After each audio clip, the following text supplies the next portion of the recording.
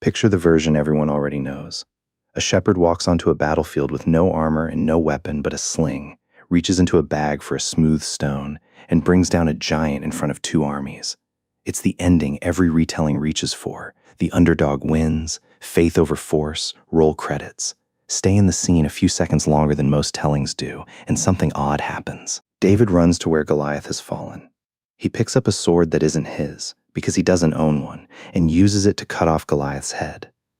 That detail rarely makes it into the summary version of this story, and once you notice it, it's hard to unnotice. Why would David, of all people, be the one holding a sword at the end of this fight? It matters because of what he said right before he threw the stone. Standing across from a man in bronze armor holding a spear the size of a weaver's beam, David didn't promise to fight better. He said something else.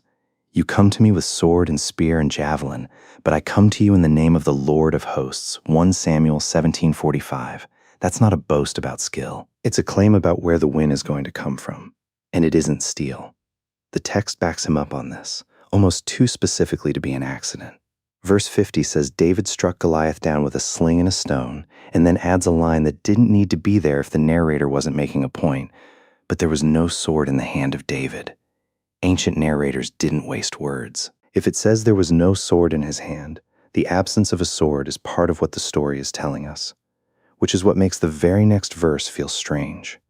David runs to the body, takes Goliath's own sword out of its sheath, kills him with it, then uses it again to remove his head. The man who just told two armies this battle wouldn't be won by sword and spear is now holding both. The simplest explanation is also the most obvious one. David needed a weapon to finish what the stone had started, and the nearest one happened to be lying next to the body it belonged to. That's true, and it's worth sitting with instead of rushing past. But it doesn't explain why the beheading mattered enough to record in detail, or why this particular sword, not just a sword, keeps reappearing later in David's story. To understand what a Philistine sword was doing in David's hand at that moment, it helps to know what a scene like this was actually for. Single combat between champions, one warrior from each army, settling the outcome so the rest didn't have to fight, was a known practice in the ancient Near East. The armies on both hillsides above the valley of Elah weren't watching a duel for entertainment. They were watching a verdict get decided, and a verdict like that needed proof that would hold up once the shouting stopped. That's what the head was for. Not cruelty for its own sake, documentation. A defeated army could deny a rumor. It couldn't deny a body, or the absence of its champion's head, or his own sword now in someone else's hand. Verse 54 says David brought the head to Jerusalem and put Goliath's weapons in his own tent. Those aren't the actions of a man collecting souvenirs. They're the actions of a man producing evidence. For the Philistines watching in disbelief, for an Israelite army that needed proof it was actually over, and for a king who would need convincing that a shepherd had really done what the whole camp was now claiming. So there's already a real answer here. David picked up Goliath's sword because it was the only weapon within reach, and he used it publicly because a win like this needed to be provable, not just believed. That much the text supports without much guesswork. But it doesn't explain everything. If the sword's whole purpose was finishing a job and proving a kill, its story should end here, hung in a tent, eventually forgotten, the way most single battle trophies are. Instead, this exact sword turns up again years later, in a completely different chapter of David's life, in a place nobody would think to look for it. Years pass between the end of that battle and what happens next to this sword.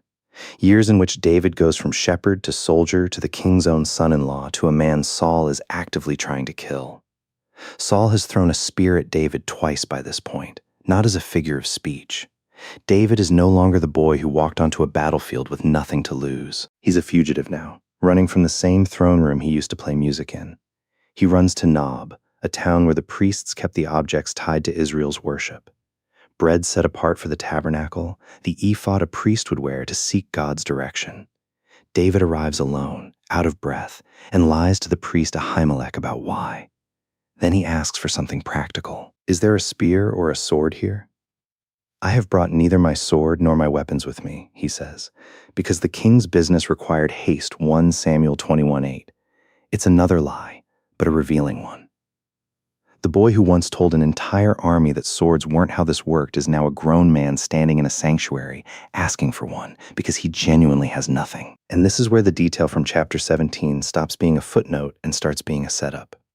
The priest answers him, "The sword of Goliath the Philistine, whom you killed in the valley of Elah, is here, wrapped in a cloth behind the ephod 21:9. Not a sword, not the sword of some Philistine, the sword." The one everyone in the room would have recognized on sight, kept at the sanctuary rather than in David's own house, sitting behind the very garment priests used to ask God what to do next. David's answer is 4 words. "There is none like it. Give it to me," 21:9. It's worth pausing on what that sentence is actually doing. This isn't David reaching for the sharpest blade available. Nob almost certainly had other weapons. A priestly town wouldn't have kept exactly one sword on hand for an entire community. David asks specifically for this one, and he gives a reason. There's nothing else like it. Not sharper, not stronger. Unlike anything else, because of what it had already done and where it had come from. Think about where this sword had been sitting for years before this moment. Not in David's armory as a trophy of his own victory. Not on display somewhere his enemies could see it and be reminded who beat their champion. It had been kept behind the ephod, behind the object a priest used specifically to seek direction from God. Whoever decided to store it, there wasn't preserving a war prize. They were keeping something that belonged, in some sense, to the sanctuary rather than to the soldier who won it. And that reframes the entire earlier question. Back in the valley, the no sword in David's hand detail wasn't primarily about logistics. It was the narrator making sure nobody could credit the win to David's own strength. If the sword had ended up as a fixture in David's house, a story he could point to and say, "Look what I did," it would have quietly undone the very point that verse was making. Instead, it ends up in the one place in Israel built around the idea that victory and direction come from God, not from the man holding the weapon. Which means when David is standing in Nob years later, alone, lying to a priest, more frightened than he's ever been in the story so far, the sword he reaches for isn't just conveniently available. It's the one object in his life that had already proven, once, that the fight isn't won by what's in your hand. David doesn't stay in Nob for long. He takes the sword and keeps running. And where he runs next says almost as much as what he was carrying. He goes to Gath, Goliath's hometown. It's hard to overstate how strange that choice is. Of every direction David could flee, he heads straight into the city that buried its own champion because of him, carrying that champion's sword as he goes. Akash's servants recognize him almost immediately. Is this not David, the king of the land? Did they not sing to one another of him in dances, saying, "Saul has struck down his thousands, and David his 10,000s"? 1 Samuel 21:11. The song that made him famous is the same one that makes him a target the moment he walks through the gate. David hears it, and Scripture says plainly what happens in him. He was very much afraid of Achish, the king of Gath, 21:12. This is the detail that finally answers the question the sword raised back in Nob. If the sword had been what David was actually counting on, if picking it up meant he now had something to fight with, this is exactly the moment it should have mattered. He's surrounded, recognized, in enemy territory, holding a weapon. Instead, he doesn't draw it. He doesn't fight his way out. He scratches marks on the city gate and lets saliva run down into his beard, pretending to be a madman, until Achish waves him off in disgust. "Look, you see the man is mad. Why then have you brought him to me?" 2:1:1:4. The rescue that gets him out of Gath alive has nothing to do with the sword in his hand. It comes from David making himself look like nothing in front of the one man who had every reason to want him dead. Some later Jewish and Christian readers connected this exact episode to Psalm 34, which carries a superscription linking it to when he changed his behavior before Abimelech so that he drove him out. Whether or not that title names this precise moment, the psalm's opening line lands strangely well against it. "I sought the Lord, and he answered me, and delivered me from all my fears." Psalm 34:4. Not the sword, the Lord. So the sword was never the thing keeping David alive. It hadn't been in the valley, and it wasn't in Gath. What it did instead, the whole reason it mattered enough to survive years wrapped in a cloth behind a priest's garment, was remind him, and remind anyone who saw it, what a battle looks like when God is the one fighting it. That's the pattern this story keeps circling back to in 3 different scenes. In the valley, God wins without a sword in David's hand at all. The text goes out of its way to say so. At Nob, the sword resurfaces not as a weapon David sharpened for the next fight, but as something the priests had set apart, kept where Israel kept things meant to point back to God rather than to the man who used them. And in Gath, even holding it, David survives by looking weak, not strong. Each time the story could have let David become the hero of his own strength, it turns instead on the same quiet claim he made before he ever threw the stone. This isn't won by sword and spear. There's a version of this story where David keeps that sword on his own wall. A trophy from the day he became famous, something to point to when people ask how a shepherd took down a giant. That version exists in 100 retellings of 100 victories, and it's the natural thing to do with proof of something you survived. You put it somewhere you can see it, and somewhere other people can see it too, and slowly the story becomes about what you did. That's not what happens to this sword. It goes behind the ephod, out of David's house, into the one place built around asking God what to do next. And it stays there long enough that when David needs it again, he has to ask a priest to hand it back to him.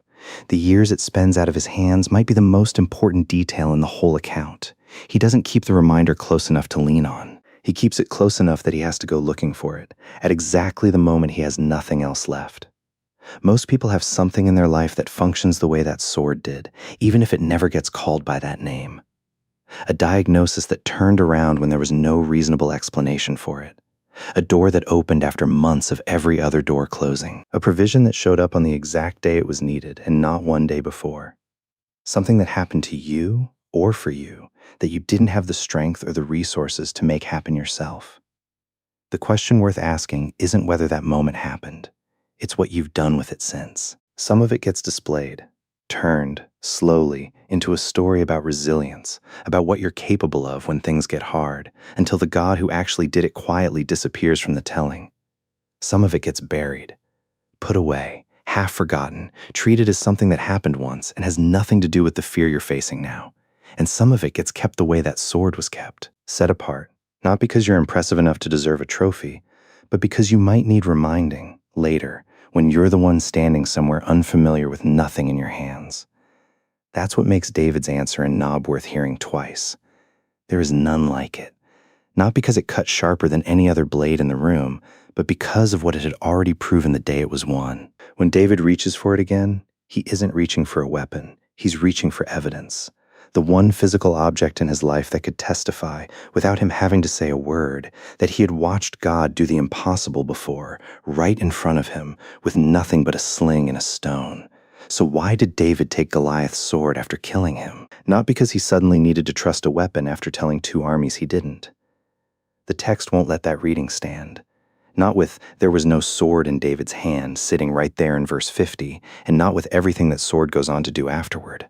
He took it because some victories are too easy to forget, and too easy to quietly rewrite as your own doing once enough time has passed. Keeping it wasn't about being ready for the next giant. It was about staying honest with himself the next time fear made him forget who actually won the last one. Read those chapters again with that in mind, and the sword stops being a strange detail in the middle of a familiar story. It becomes the whole story, compressed into one object. Proof that gets set aside, then picked back up at the exact moment it's needed, not to fight with, but to remember. Maybe that's worth sitting with before you close this out. Is there a sword in your life right now? Some proof of a battle you didn't win on your own? And do you know where you've kept it?